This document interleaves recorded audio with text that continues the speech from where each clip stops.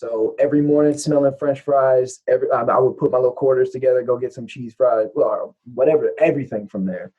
But Buffalo Joe's that's a staple, man. I can't Yeah. go against Joe's. I'd have Yeah. to say at this point in my life, it's got to go Buffalo Joe's. Okay. There's Okay. just nothing Yeah. like the sauce there's nowhere close anywhere Yeah. else I've been. Yeah. And that's a whole experience in itself. I feel like when you find those places that hasn't updated their just their interior for years, the food is fire. Like there's no question about that.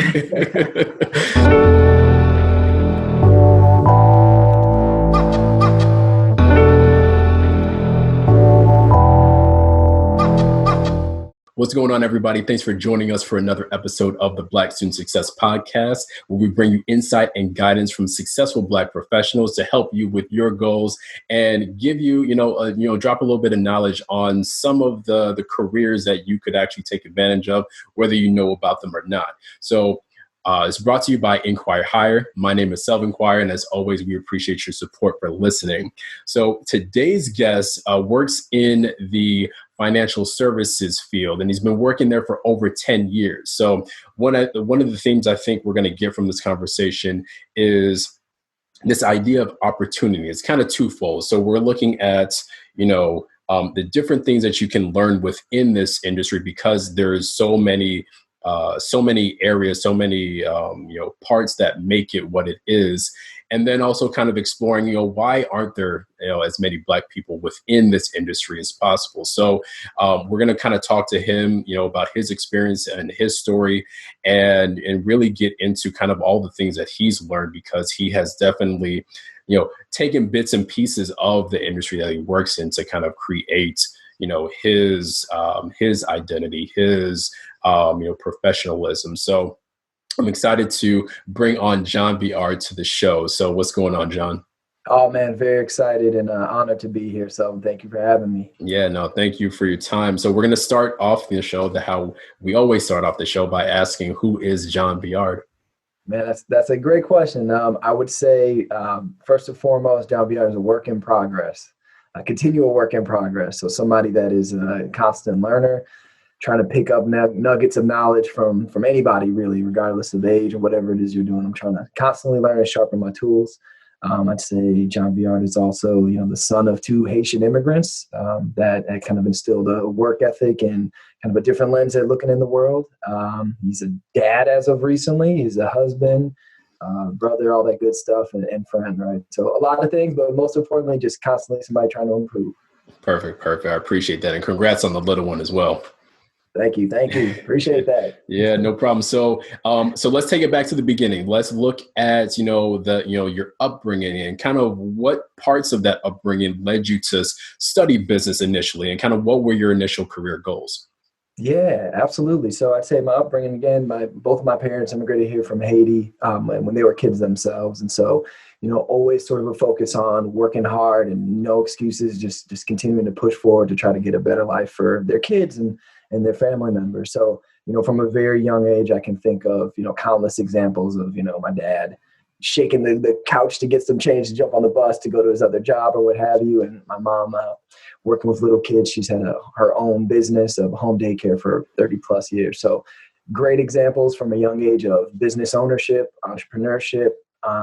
So that always kind of caught my eye. But I mean, when thinking about this, I think back to my dad, and I think back to like being a kid and playing outside and watching my dad come home off the train and get off the bus. I could see him like coming down the block as I was playing out front, and he's got, his little briefcase, he's got a little suit on, and it was just something about the like swag of seeing like, handsome Black dude coming down the street with his gear on. And I know he was impacting lives at the job he was doing. So something about that always spoke to me. And, having him come home and sort of share different projects with me, even as a little kid, like, I mean, I don't know if they were real assignments or anything, but he kind of pitched me something and say, what do you think we should do about this? Yeah. So that kind of connection was exciting for me, and kind of the chance to help him problem solve, whether they were real problems or he was just, messing with me, but it was definitely impactful. So that definitely made a mark on me, not even on a specific, like, I want to do this with business, but just knowing that was kind of the direction I wanted to go in. So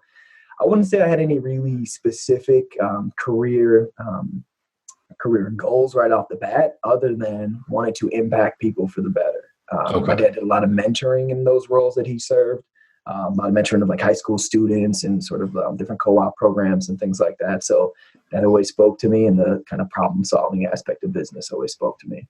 Nice, nice. So it was that exposure early on, and not only that, but also him kind of bringing you into your world, even if you were, 5, 6, 7 or whatever, and you don't know, the concept of like, SWOT analysis or things like that. But he's kind of bringing you into this and trying to, get you involved and excited about kind of the things that he's doing. Oh, most definitely. I have this vivid image of him coming back, like I said, with his briefcase, and he whipped out probably what must have been one of the first ever like laptops that employees ever got. And it was like Yeah, this big, like lift up the screen. I was like, what? It's a computer? yeah. Like the coolest thing ever. So, those things make an impression. And to your point, exposure and inclusion is everything. Perfect, perfect. Okay, so when you actually then got to school, and you're starting to kind of study business, what was your idea, maybe even before you even got to campus, of what it's going to be like to study business, and once you then got into it, did that change in any way? Man, again, I think it's expecting a lot of 17 and a half or whatever year old Jon Viard to like be very clear on like what I was going to get out of business school. Again, it's just something that just kind of drew me there. When I got there, I had a good, strong first semester, but then when you start getting into like the weeds of some of that, the stickier stuff, some of the economics, the more advanced economics work, some statistics stuff, and I'm generally good at math. I got hit with like it was like I was so not ready for the rigor that it demanded, to the point where it's like, maybe this isn't for me. Maybe I don't want to be a business student at all. Mhm. I actually ended up pulling out and going down a communications pathway, and certainly nothing against communications, but for me personally, I found that after a semester or two, I started questioning, like, why did I give up on that first path? Mm. Because it was hard? Like, come on, man, that's not, that can't be the reason. That can't be your story. You went that way because you thought it might be easier for you. But, Mm. so I guess that was my first learning, is you're going to have to really buckle in and really, grind, and help get yourself better so that you can be successful in this very different setting. Nice, nice. I'm glad that you had that second thought once you went into communication and saw that it wasn't the best fit, and took that step back and looked, okay, things are going to be difficult. Things are not meant to be easy all the time. So you jump back into it, and then it's really led up to everything that you've done today. So I'm glad that you had that second thought and really went back into it. Now, once you get to that point of graduating, and now you're kind of looking for work, and maybe you've done some things to kind of put yourself in place to, have the position, or that very first position.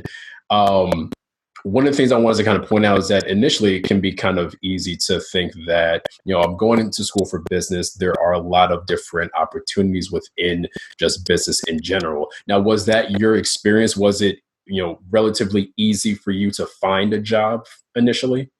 Not at all, man. Not at all. Not at all. So we gotta go back in the time machine. So it feels like, eons ago, 10 years ago, we're right at 2010 when we're stepping out, graduating, which is just 2 years removed, not even a full 2 years removed from the financial crisis. Hmm. So you got to think the crisis makes it splash. Everyone is in panic mode. The markets tumble.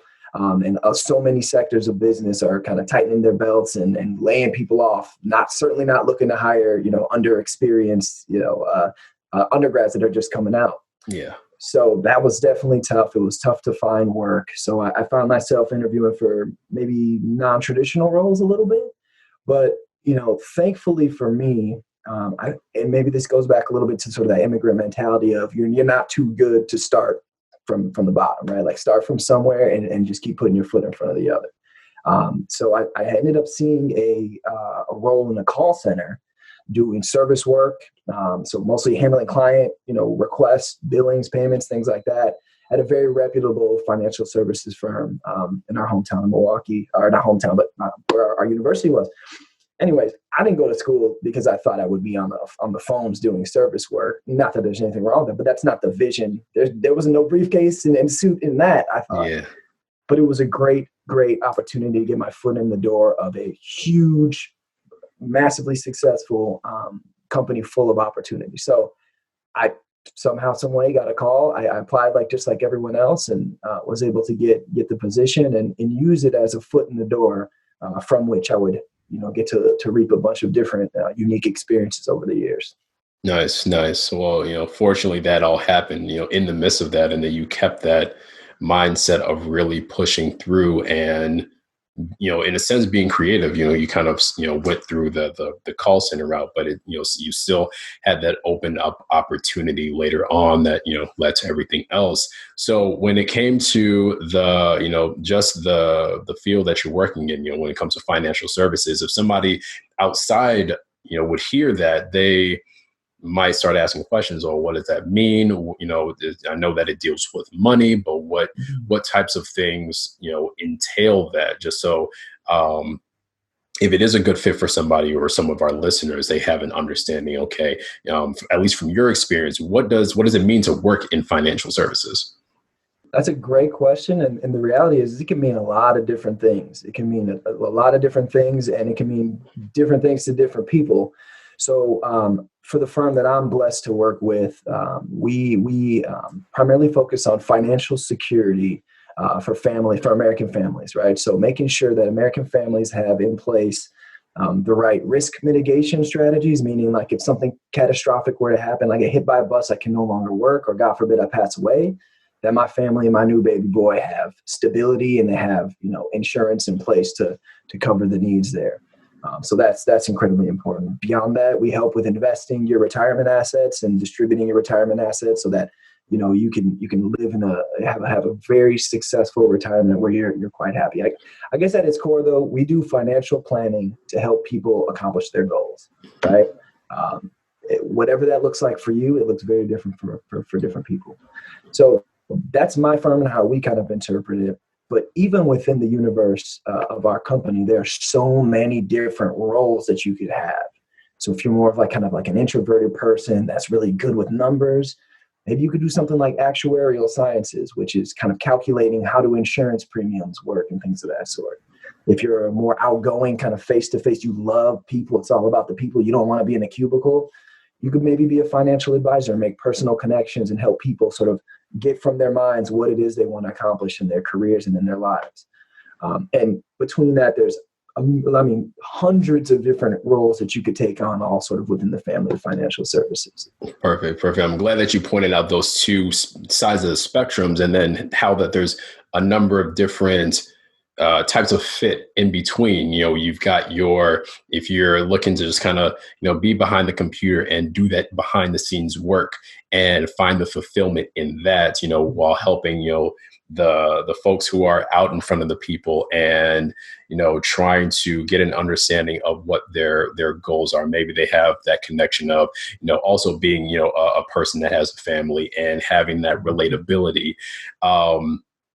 I'm glad that you pointed that out, kind of, covered that next question of, seeing that there's, the people facing side and then the non-people facing sides, but it's all within that same area of business. Yeah, for sure. And the really cool thing that I've been able to sort of flesh out for myself is a role that kind of straddles both, right?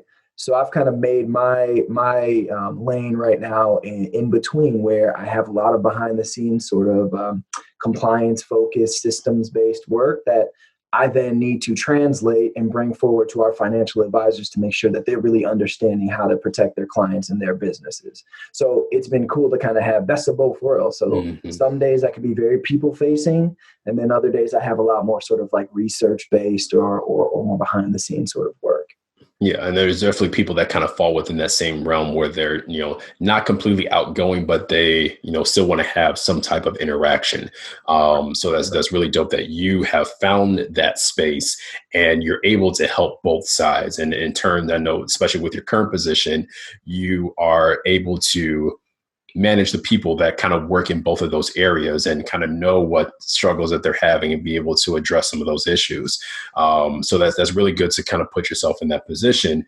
Now, kind of going back to, what we talked about in the beginning in terms of, Black representation. And I know that in our, previous conversations that you struggled with that in the beginning and have in later down the line, you have kind of seen that area grow, part of just kind of the times kind of advancing, and also part of, your involvement, within your company. So, I mean, how did you deal with that in the beginning? And then, what types of things have you done to overcome that? Man, that's a great question. I think it was pretty shocking for me too, and I would even go back to the schooling piece of it. Even as a business undergrad, I would look around a classroom or be in group projects, and I literally, I don't think a single time had another person of color even in a group project of mine. Yeah. So I guess maybe university prepped you a little bit for that reality that is a little, kind of jarring for me. But certainly when you get into the corporate environment, like there is some representation, but we generally are scattered around the businesses. And when you get into a space like compliance and supervision, which is kind of my unique lane right now, it's even less, right?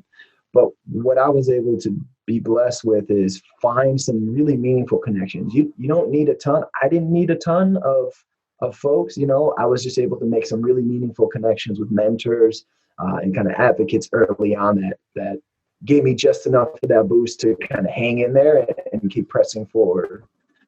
Nice. Sort of with the mission of, if I press forward enough, perhaps I could, extend the hand back and bring some others along with me and give some of those opportunities back to others. Perfect. And I'm sure that with the people that you did get to reach out to and connect with, that they were more than willing to, be that level of support. I think we do find that in those environments where we do see that we're the minority and we're, all individually trying to, progress as, in some cases students, and then in other cases professionals. But there's this like magnetism of that support, that happens in those environments, and it looks like that happened on that professional level for you. Yeah, absolutely. And I would say, take advantage of, different companies they call them different things, but there are things like employee resource groups, they call them, or advocacy groups, or, or even just networking clubs or whatever they may be labeled as. But, we're out there. We just got to make sure that we get connected to one another and support each other in a meaningful way. So I was able to find that early on. And as you mentioned before, as the times progressed a little bit, and as, especially in a time like now, I know many companies are doubling down on their efforts to attract, most importantly, retain diverse talent. So it's getting better, I feel like, at least in my organization and in others that I'm aware of. But, it's just a question of us looking out for one another. Awesome. So you mentioned before that you are in this space now where you do see, clients, and you also kind of do some of that administrative work behind the scenes. What did it take for you to kind of figure out that was that good fit for you? Because that can also be a process in itself. Yeah. So my clients are actually our financial advisors, and really the role that I do is really working with them to understand what their businesses look like, how they interact with their clients, who are like our ultimate clients, and also working with them to help them protect their business and do things the right way, right? Make sure they're not cutting corners or missing things that might ultimately hurt them or their clients. So to kind of figure that out, it took a lot of sort of trying new things out, right? So I told you I started in a call center. Between my role now, that role and my role now, I probably had literally six at least that I can think of, unique jobs in different parts of the company that allowed me to kind of see different parts of the operation and where they fit into the grand kind of scheme of how we work. So it was a lot of trying different things. From the call center, I went to a couple different underwriting roles, which are, you apply for some sort of insurance. It's assessing the risk of selling, for example. I found that to be a little bit too much on the spectrum of heads down, don't really interact all that much with others. It's kind of just systems based in a lot of ways. That was too much for me. That might be the perfect fit for somebody. So, but I did pick up a lot of good skills. And so It's not, quitting the job I have right then and there because it's not a great fit. Mm-hmm. It's let me make a good impact. Let me do what I can with the opportunity presented and see what's next. That fed into a different, more client-facing role. That was a little too intensive. That was a little too much on the spectrum of I got to be on constantly. There's no room for error in those interactions, or you might cost yourself that client. So maybe dialing it back a little bit. So it's just raising your hand for those opportunities, Not simply throwing in the towel because what you have today is not exactly what you want long term. And it just seems to work out, or has worked out, thankfully, for me. Nice. Yeah. You've taken advantage of diversifying that experience and still pulling the good parts out of it, even if you've identified, okay, this might be something that I don't want to do long term, but I'm now kind of adding to this foundation of my knowledge of kind of the work that I do. And I can now go to that next position, look back to where I was at and say, okay, that's how those two pieces kind of work together in the grand scheme of things. Right. Yeah. And those connections are invaluable. That's what it's all about. You don't have to be an expert in everything, but the more things you can at least put yourself in the shoes of those individuals that are part of your company or organization or whatever it is, the more value you can bring to other conversations. Perfect. So the next thing I want to get into is, our generation, being millennials, and then in some cases, Generation Z, which, would consist of some of our listeners. We have the tendency to job hop. We find ourselves in a position, we feel like we've gotten everything that we want from that, and we kind of jump to the next thing. So in that case, and there's nothing wrong with that. There is, you do have those opportunities to kind of find your worth, and you're, it may be still kind of exploring to figure out what it is that you want to do. Now it's opposite of your experience where you have actually been with the same company for an extended period of time, and you have picked up different aspects of that company, but you're kind of still committed to that. And so I want you to talk about the benefits that you have, that you've reaped with that, with staying with the same company for that extended period of time. Yeah, this is a really good question. It's something I've grappled with a lot, especially as you mentioned. So many of my peers are, like 2-3 years here, 2 years there, 2 years, and there's absolutely nothing wrong with that. But it's almost created a little insecurity. Like, man, should I be jumping too? Like, what am I missing? Yeah. Right? But I think for me, it gets down to, first and foremost, does this organization that I'm serving or working with, do they align with my personal values, right? The things that I believe in. And I think early on in my sort of job interviewing experiences, I had a couple where, I remember trying out for a car rental service that I will not name. And I made it to the final interview, and literally I did not get the job because I didn't do a great job of articulating how I would essentially like swindle one client out of a deal for another or something. Yeah. And I just left that like, I can't work for a place that's doing that, right? Yeah. So, the first and most important thing is the organization that you're working with, does it align with your personal values? And for me, that's been completely unwavering, like 100%. I've never been in any conversation, any experience where my firm has not aligned with doing right by people, right? So for me, that's made it a really easy decision to not look elsewhere. Are you doing right by your clients, and are you serving good in the world?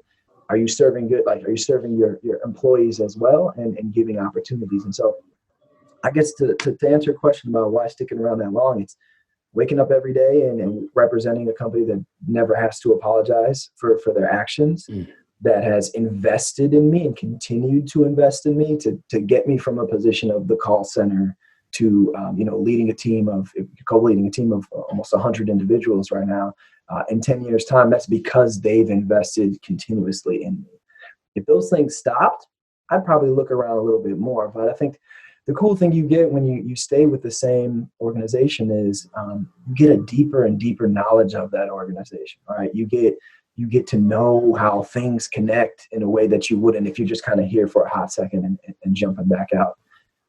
And the other thing that I think is kind of attractive about that, if you find the right firm, and I think in financial services, there's a few really good examples of options for people where you could join one of these firms and start out in one place and wake up the next day and say, I want to try something totally different. And without leaving that business, you could transform your career and have different careers under the same roof. Mm-hmm. And in some respects, that's what I've had. I've again done service work on the phones. I've underwritten multiple different product lines. I've gone to our sales offices and learned investment practices and learned how to trade on the markets.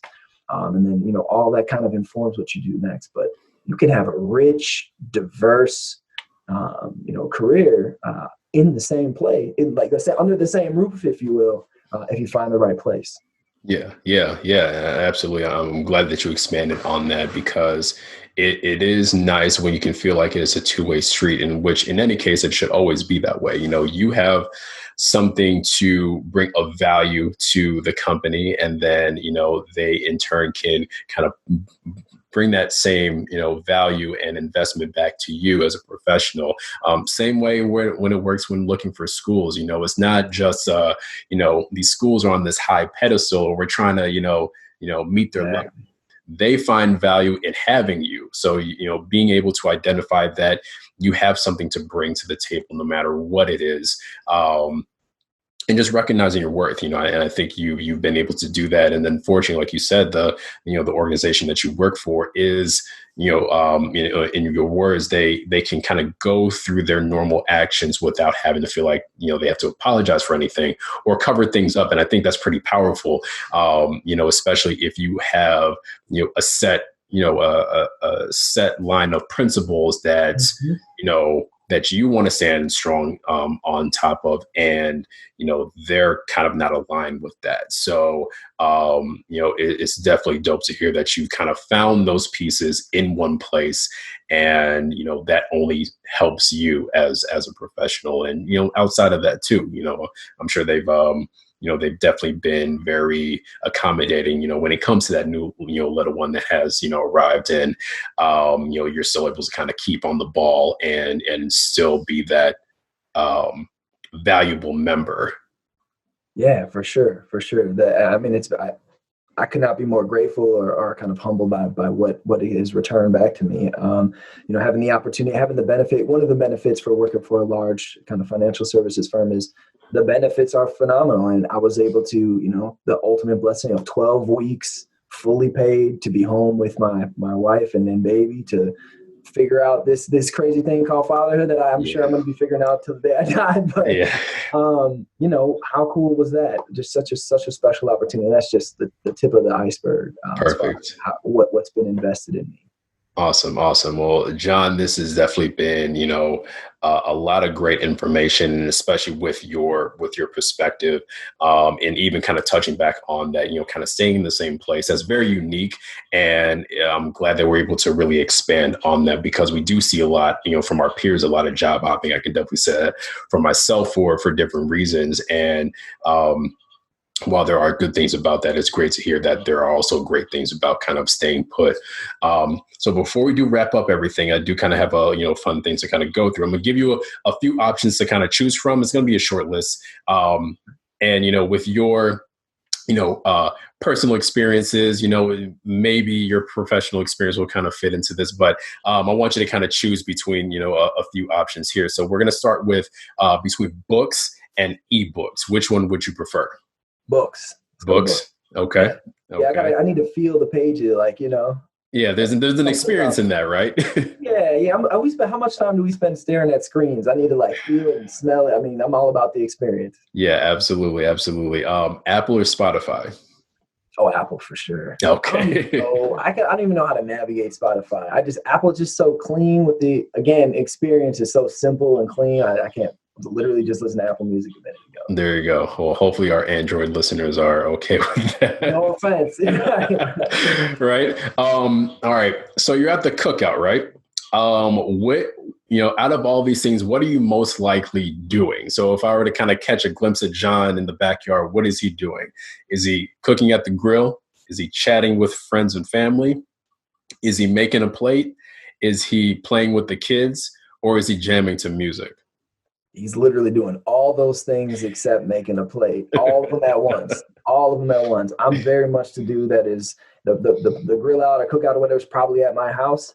So I'm playing host, running around, manning the grill, talking to everybody, taking care of, throwing the football, whatever, all at once. I'm not the guy that sits still and kind of kick back. I'm always running around trying to make sure everybody else is having a good time. Yeah. You're for the people. You straight. You're that dude. You good? I'm just handing plates of food to people you need. That's what's up. All right, here we go. Spades or Uno? I gotta go Uno. I'm embarrassed to say, like, I don't even know how to play spades. You know, that's why my parents are. We have like a very like bizarre kind of related version of that called Bezique in Haiti, but spades I do not know how to play. I'm ashamed to say. So if somebody could teach me, please holler. But Uno, I'll put Murder. murder in Uno. Yeah. And so, I'm gonna speak to that. I know how to play spades. I'm not good at it, but I feel like, and I think you'll be able to relate to this. I think that's just kind of the whole being raised in a Caribbean household type of thing. That's not a staple experience. Yeah. So I can tell you how many parties I've come to. Like, you want to play spades? And it was like, slink away. Like, no, and people get serious with that. You don't want to be the guy who's messing up, cutting people, and all that stuff. So you're stand back. All right. So follow up with the Uno. Are you stacking or are you not stacking? Awesome. You cannot stack. That's the whole point of the game. You gotta stack. That's the most fun. All right. And now and now a more controversial question with that. Now, are you putting 2s on 4s and 4s on 2s, or are you keeping it the same? How are you playing? I like the punishment of stacking 2s and 4s. Hitting somebody with a draw 8 total. Like, oh yeah, they gotta go together. Yeah, they gotta go. We're trying to get them out of here. You thought you were gonna win this? Draw 8 real quick. Right. It's funny. And I asked that because I think it was last year. Uno they were like, okay, this is the rule.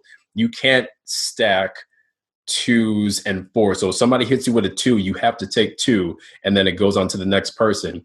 And you would probably say this, I would say this, and just kind of the rest of the world were like, Uno, that's not how you play the game. Yeah, that's how you play Uno. So I appreciate that. Now the last one, probably the most important question: Bills or Buffalo Joes? Oh man, that's like choosing. I only have one child, but that's like choosing children for me. So I grew up literally, I kid you not, 1, 2. I'm the 3rd house away next to Bill's. Yeah. So every morning smelling French fries. I would put my little quarters together, go get some cheese fries, well, whatever, everything from there. But Buffalo Joe's that's a staple, man. Yeah. I can't go against Joe's. I'd have to say at this point in my life, it's got to go Buffalo Joe's. Okay. There's just nothing like the sauce there's nowhere close. Anywhere else I've been. Yeah, and that's a whole experience in itself. I feel like when you find those places that hasn't updated their just their interior for years, the food is fire. Like there's no question about that. So no, and the gum on the table, the gum I stuck on the table in high school is still there, man. Like it's crazy. Yeah. So and I asked that because I remember they said that that you grew up by Bill. So I want to kind of see where you stand with all that. So it's tough. Man, all right. That's all I got for you, John. I like I said, I appreciate your time. I appreciate your insight, working in business and, specifically the financial side of it. And then just really explaining that, there isn't one type of person that can work in this field. And there's a lot of benefits to that. So I appreciate your time. Is there anything that you wanted to share? If anybody had any questions, if they wanted to reach out to you, I'm going to give you the floor to, kind of, put yourself out there. Yeah, most definitely. I'd say first and foremost, thank you. I'm absolutely honored to be here with you. It's a pleasure to see the great work you're doing and the great work of this podcast. Yeah. I would say if anyone has any questions about financial industry, anyone watching this podcast, especially our young students coming up, trying to choose a career path or college path, I would always be open to network and answer whatever questions you have. So hit me up on LinkedIn. I'm not real heavy on like Instagram or Facebook, so let's try LinkedIn, but I would absolutely welcome it anytime. All right. Perfect. All right. Well, thank you, John. And thank you everybody for listening. Don't forget to like, comment, share, and subscribe to the podcast. We're on YouTube, all of your streaming services. You can follow us on Instagram, Twitter, and Facebook. That's at InQuire Hire. And we have InQuireHire.com. We've got a lot of good information there. If you need any one-on-one guidance when it comes to college preparation, that is, what we're passionate about. That's what we're here for. So feel free to reach out to us, kind of look at what we have to offer, and hopefully we can be of service to you. So until then, peace to you and enjoy the rest of your day.